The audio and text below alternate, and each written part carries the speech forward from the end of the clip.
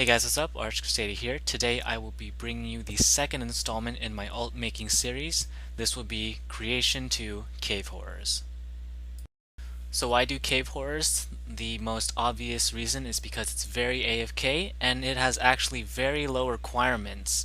And I remember there was a Munkle's Unky video in 2014 claiming that this was 3 mil GP per hour when masks were 1.5 mil each. As of March 3rd, 2017, they're actually still 1.5 mil each, but I don't know if I really trust that figure. From scouring the depths of the internet, then the drop rate is either 1 in 300 something or 1 out of 512. I personally believe it's 1 out of 512 just because that's what a lot of Slayer drops are, and black masks are a Slayer drop. From my experience, you kill around 5 to 600 per hour, so that is at least 1.5 mil GP per hour, which really kind of almost equals Ferrari, to be honest, as well as the fact that the requirements actually take way less time, so I would actually find this method superior. So rip all that time that I spent at Ferrari.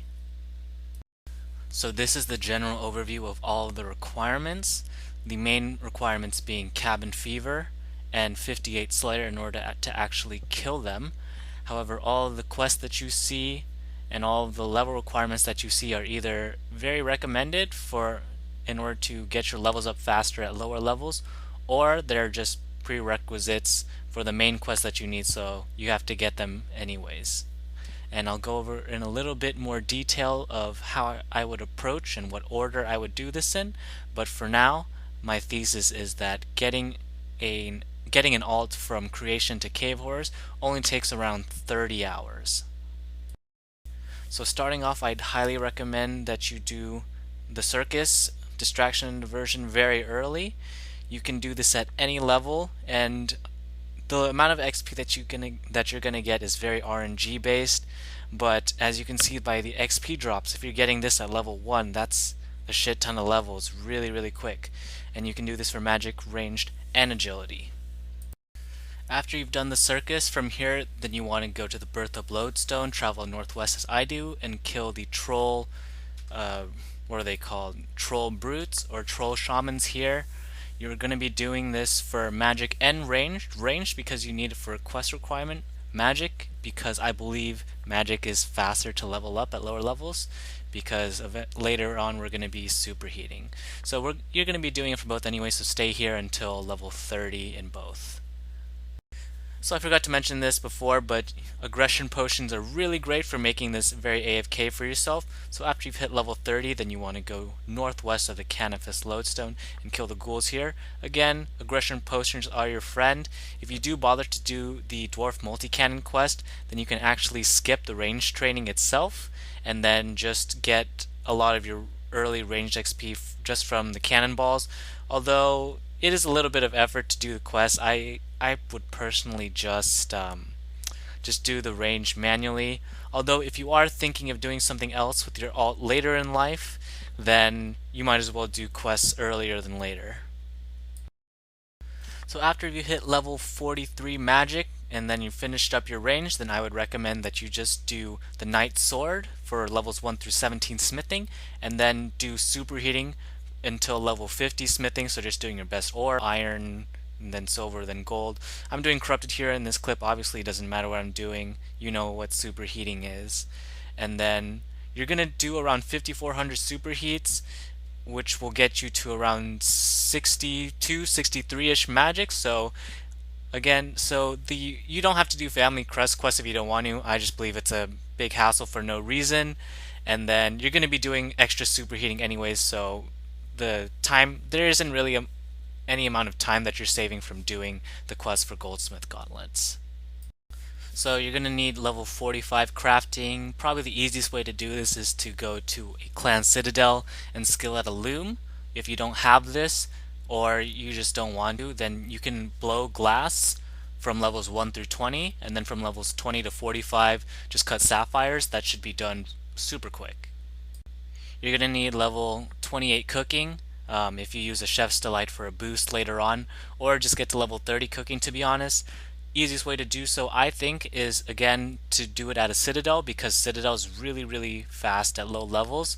Otherwise, then just cook fish. Cook whatever fish you want. Is cooking. Who cares? You're going to need level 45 fishing. The most straightforward way is just to do crayfish until 20 and then fly fishing until level 45.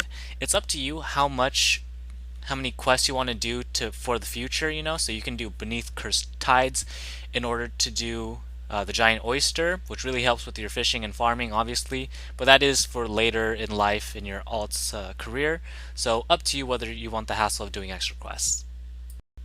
You need 20 strength, just do the waterfall quest.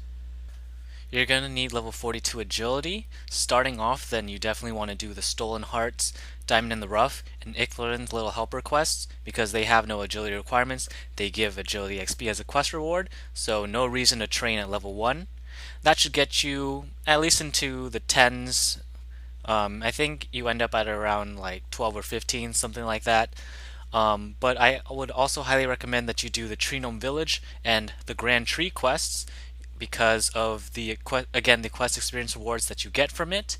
And let's be honest, you're probably going to get Spirit Tree access sometime along the road for your alt, so might as well just get that experience while you're still a low level. That should land you at around 29 to 30 agility, and then from there, then your best bet is probably to do your distractions and diversions like the circus. Make sure you're using your lamps and stars probably on agility. That's probably going to be your slowest skill, possibly fishing. And then in terms of camping, then I think your best bet is just to do the agility pyramid. And then I actually got one of those, what's it called, the pit, the agility distraction diversion, and that's fun. I haven't done that in a couple years. But yeah, you just have to do all that stuff and grind your way until level 42 agility. Farming, I'd recommend doing the Fairy Tale Part 1 quest and then Fairy Tale Part 2 up until you have Fairy Ring access. Obviously, you're going to probably be needing Fairy Ring access at some point, so that gets you from levels 1 to 17 farming. And then to get to the level 35 farming that you need, just do any assortment of herb runs, tree runs, or war bands. So you can either war band farming or smithing, or both, to be honest. That should only really be a couple of inventories, maybe 5 or so. It should only be a couple of days worth of war band supplies for those. You also need level 47 prayer, just do air root bones, nothing really special there. You also need level 5 fletching, just get that any way that you wish to, and then finish up your quests and then start grinding out Slayer. The reason why we save grinding out Slayer for last is because every single day you're going to be doing your daily Reaper task. That will give you a nice 6 to 10k, I believe, Slayer XP for every task that you complete, and of course at level 1 that's going to get you a shit ton of levels, right? And then you would just bring a friend slash main in order to actually do the killing for you, and it's just going to be so much faster to do your low level Slayer that way. So then you just do your daily Reaper task, and then you finish up your skills, your other quests, and then by the time that you're done with everything else besides Slayer, you'll probably only have a couple more levels left to go. So maybe like, I don't know, like less than 5 hours of actually grinding out Slayer at those lower levels. So then that should be all of the requirements for Cave Horrors complete, and now I'll be going over the method that you would be doing this with. So in terms of a gear and inventory setup, the things that are mandatory are a Witchwood icon, which is a necklace slot item that you buy from any Slayer Master, and any light source. In my case, I had a Seer's headband, but you can have a bullseye lantern, anything like that. Your preferred weapon of choice at this would be an Armadillo battle staff for the infinite stock of air runes, but before this, just use the best staff that you can. If you follow the general guideline that I laid out for you, then you'll be around 60 something magic, and then you can just do your defense really quick, get that to maybe 30 or 40 as well, using the same method that you did for magic and ranged. And then after that, it's just, yeah, you're just killing cave horrors. At lower levels, then a regen bracelet is probably very helpful for the increased healing over time, and then you might want to bring a shield switch for rejuvenating at 100% adrenaline. If you do feel like you are taking a lot of damage, although you will quickly be able to kill these guys no problem. And that's about that.